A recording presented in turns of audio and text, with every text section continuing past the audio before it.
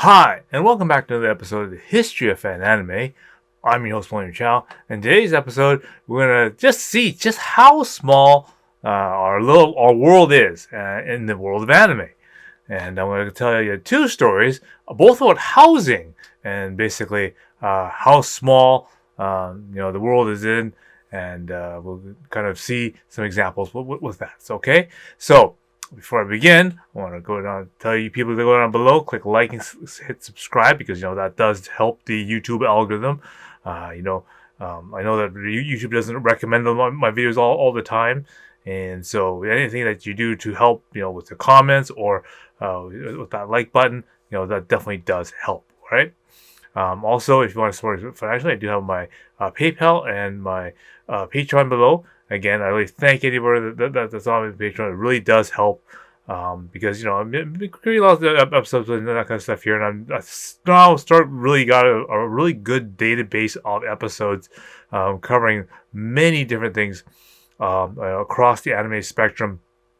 But now, yes, we're going to continue making more episodes, to document and do, sort of historical content and concentrate more on that. So again, I thank you for all the support that you people have given me. All right.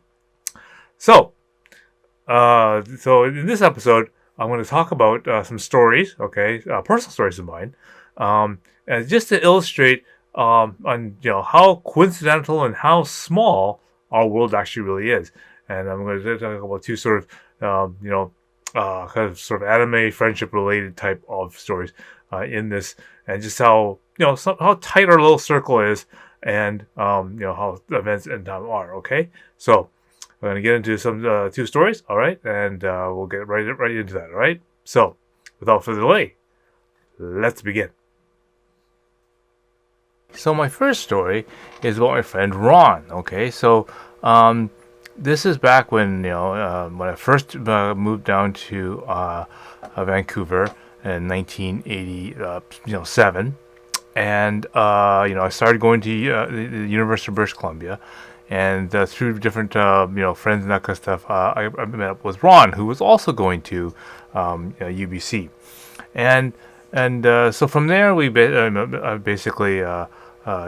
He came over a lot of times, and we really bonded over Apple II computers and video games and that kind of stuff. Yeah, I remember he had a scooter, and I remember one time that we were bombing down the UBC highway going down that was really cool.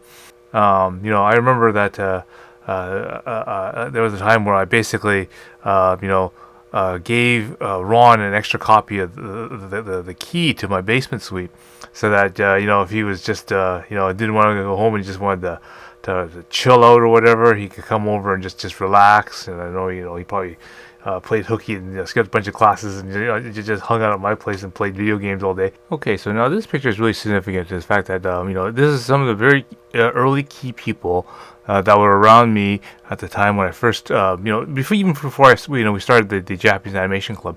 These are the people that were really sort of interested in anime with me, and I'll just sort of go over it. So again, I'm sitting here, cut off in the picture on the left-hand side. Ron, of course, is sitting and right across the table from me.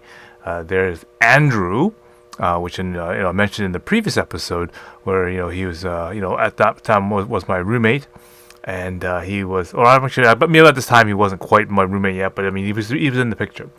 Anyway, he referred to him as the psycho that was in the letter before. Again, he remember at this time he broke his wrist, doing a skiing accident, and then of course I said that Dave drew a picture of Kay from the Dirty Pair on his cast. Well, the person in the red hoodie sitting beside me is Dave. Okay, so he is not facing the camera, but so he is the person who drew that anime picture on that. And Dave is also the first is the person that I originally got my Chinese dub version of Mospita from Hong Kong, and the dub version of Orgus, Supernatural Orgus from him.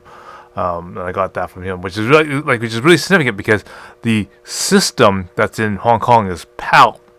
So those videotapes had to be converted from PAL system to VHS NTSC system.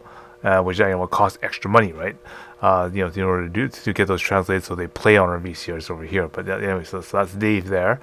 Um, Sitting across the table again, across from the empty seat, is Andrew. Okay, now Andrew is the guy who made those two, really early high quality AMVs using the VHS flying array set 2.5. He's the one that did the Notorious from Duran Duran using Dirty Pair.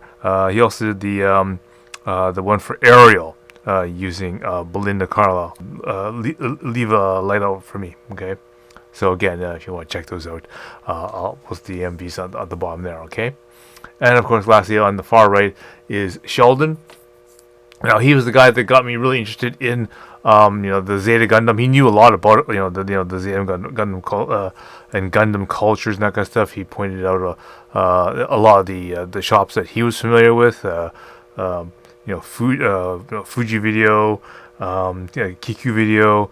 I do believe he's the one that introduced me to that little Japanese grocery store down in Japan Center, right across from Oppenheimer Park and Powell there.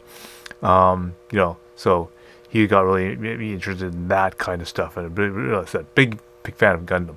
Anyway, so our little group here is, in my first suite that when I moved out. So when I first moved from Prince George, got here, I went down to Vancouver to go to university.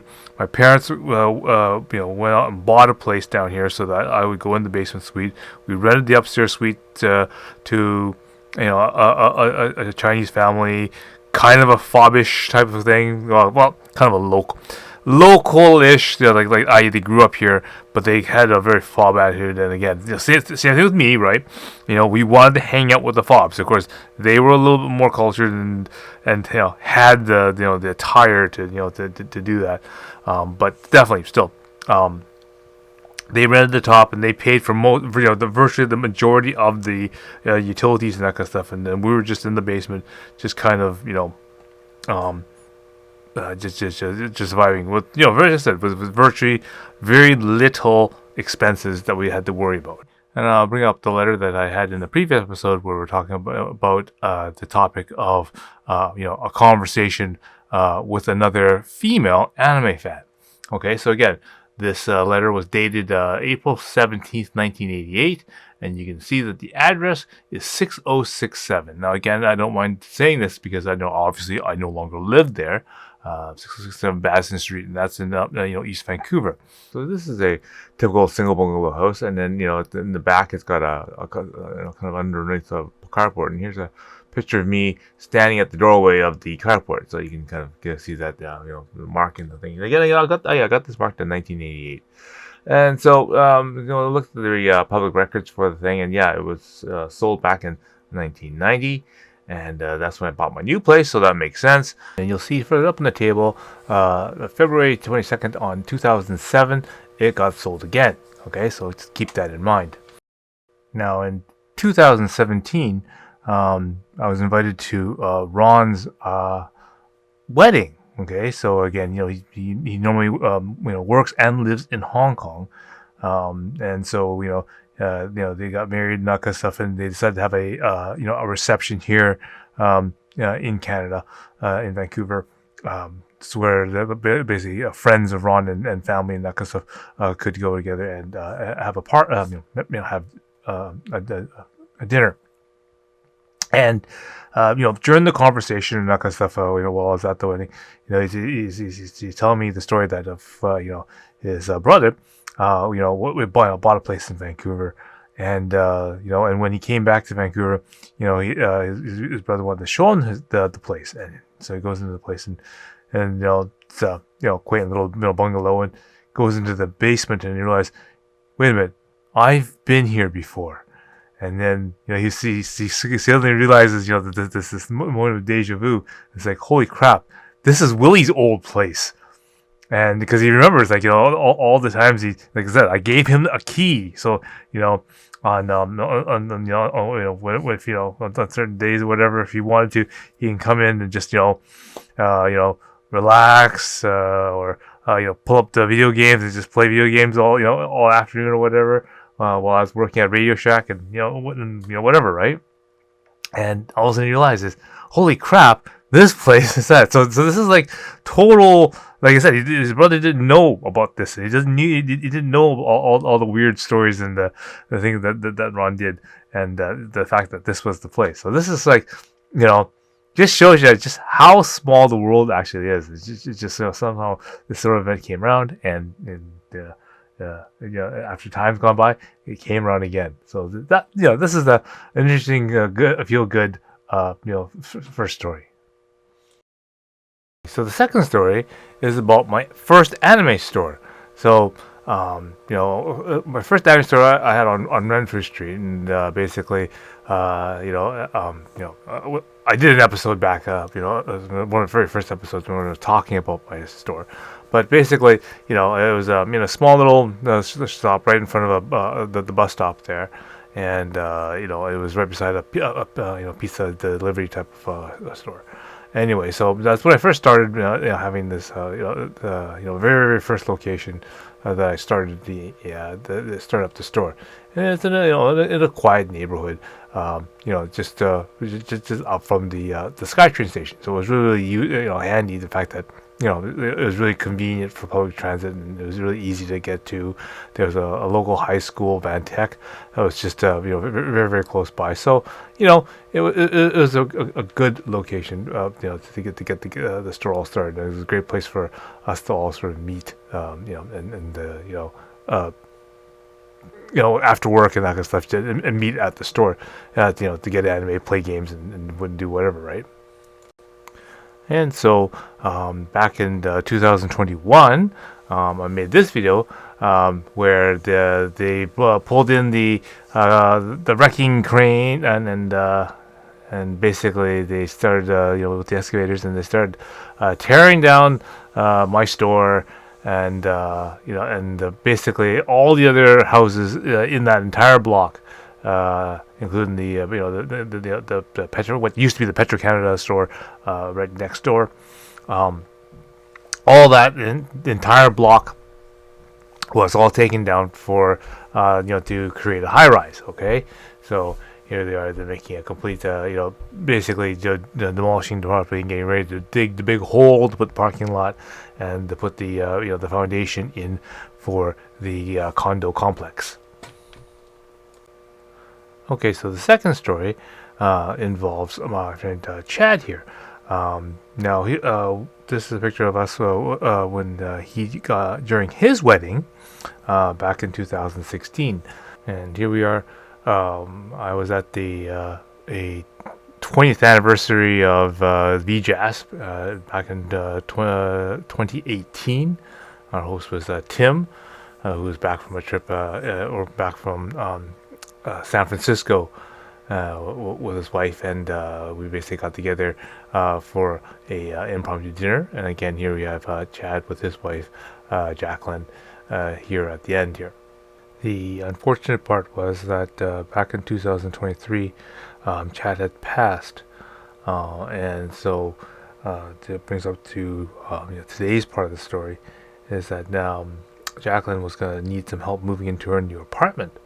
And so she wrote up a post in the Facebook group to get some help for people to help her move in, and she dropped the address. And of course, this suddenly, just reading that the number, surprised me, because there's all of a sudden this realization that this location was literally the old store.